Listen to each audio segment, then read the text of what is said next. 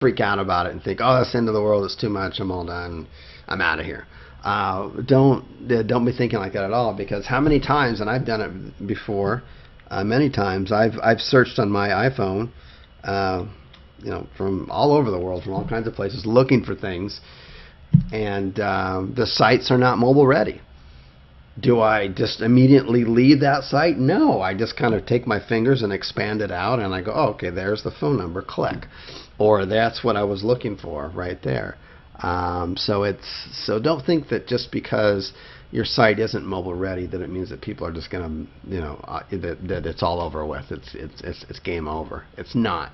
The real stats out there are that it's not as many people as you think locally are actually searching from mobile devices. That's just not the case, and that's from real data from thousands of sites across many niches. Although you should have them ready for mobile, I think it's a good thing, but it's not a do or die situation. All right. Okay. In your experience, would it be a good or bad idea to offer some sort of incentive for someone to call? An example: offer a coupon, discount, etc. If this is a good idea, would it be easy to convince the business owner of? That's a great idea, and we actually do that in some of our niches. So if somebody wants to start receiving more phone calls, which every business owner wants to, right, or most of them anyways, unless they're too busy, but they want to receive more phone calls, and our salespeople will ask them, is there, because the more phone calls they receive, the more we get paid, right? So they'll ask them, is there a special or some kind of special offer that's worked really good for you for the past?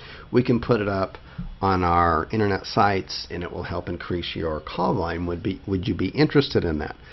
And 9 times out of 10 they'll say yes, and then you just customize it. So it'd be very easy to do if it's hot water heater or something like that, and you can you put 20% off or whatever's worked really good for them in the past, and you can just include that on your homepage, near the phone numbers, and just make it really obvious. So I think it's a great idea, and it will definitely help increase call volume. I don't think it's a good idea to do that beforehand, because then the customer would be calling, and they'll probably be calling because of that coupon or offer, and then you're forwarding that call to either to your client, or you're using the Whisper method to forward it to somebody you'd like to work with, and then it'll create there's a disconnect there. Okay, the question here is, I am still a bit confused as to the exclusive leads offer when signing up a business. Example: if I sign up, say, a dentist, how can I offer the same service to other dentists in the same town without looking like another Home Advisor or Service Magic? That's the deal. Is that to help clear up the confusion, you are offering an exclusive lead to that dentist, or whoever the client is in that area. If it's a mobile mechanic, these leads are only going to you. They're exclusive to you. I'm not sharing them with anybody else. They only go to you until you stop paying the bill, and then I forward those over to your competition. And in fact, I'd even forward them over to your competition and give them for free if you stop paying for your bill, until I find somebody to start paying for these valuable leads again. But that's what it is to be exclusive. We don't have, you're not gonna. It's very rare, extremely rare, to find a situation where you've got more leads than your client could possibly handle. That would be a very rare situation. In fact, if somebody has that real problem, let me know. We haven't had it yet, but if somebody's got that as a real problem, I guess we could have our programmers build in some kind of rotation thing in there. But I just haven't seen a need for it. But when you offer the exclusive lead, that lets them know that it just becomes immediately more valuable. It's just not a shared lead. Okay, so I hope that clears up the confusion there. And because let me go back to that because you wouldn't want to be servicing. Well, I guess you could if you wanted to. We don't, but I guess you could. You could build up another site and make it look slightly different, and you could also be on page one as well. And then, one site goes to one dentist and another site goes to another. I guess you could do that. I haven't personally done that before, but that would be one possibility. Having been talking to a local small bank, okay, local small bank, and they're interested in getting leads to grow their business to compete with the bigger banks in town. Would I need to change any of the non-geo content for better results? And what would be a reasonable fee for each call? I'm kind of at a loss right now as to what keyword I would even search for, or if there's existing traffic out there. And I'm thinking it might be kind of competitive too. But basically, we want to find existing traffic. So if there's existing traffic locally in in the 50 major cities that are online looking for a bank, and it might be business business account or savings account or CDs or something like that. I don't know the niche, but you'd have to kind of dig down and find out what are people searching for, and then ask yourself, how easy would it be to rank for this? If you can get an exact match top level domain, it's going to be fairly easy. If you can't, it just means it's going to take longer to get up to page one, and you just need to get something that's close to it. I don't know with local small banks if there's. I just have never even thought of that niche before. So would you need to change any of the non-geo content for better results? It depends. I mean, no. You're always. You would never change the geo content because these are all for local market. So you're always going to have the geo content in there. But what you're going to. You may have multiple keywords. Again, I don't know this niche, but you'd have to kind of feel it out. If you have multiple keywords that are getting, search volumes for it, and I'm just thinking off the top of my head, like business checking, personal checking, those would be two different keywords, so you wouldn't put that on the same page. Then you would get into a kind of a multi-silo structured site, which I go over in the course. But those would all be geo-targeted as well.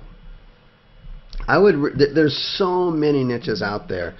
Don't get kind of married and committed to one just because you've got one client that's potentially interested. Every client becomes interested once you've got phone calls coming in, no matter how few or how many. Doesn't matter. They're interested. So I would be more tactical. Do some research, get out an Excel sheet, list your niches, list the number of searches, maybe pick 2 or 5 cities, and do the number of searches for each one of those niches. Do another column for the cost per click, which is just a guideline. It's not a hard and fast rule. Make sure that you've got the exact match top level domains available, and then I'd have another column there of the average that business gets in revenue per client per year, and then I'd also maybe have another column of rating from maybe a scale of 1 to 5 how difficult I would think it would be to get a hold of the decision maker. And then I would, once you've got 5 or 10 of those niches out like that with those various columns, then you can make a better decision. You can make a smarter decision there. Don't get too carried away with it, though. anytime you've got some traffic, you've got live calls, people are going to be interested in that. Okay, that's just the bottom line. You're already showing results in advance. Alrighty, would there ever be an instant in which it's best to charge a flat monthly fee versus a pay-per-call? If so, what would be a reasonable monthly fee?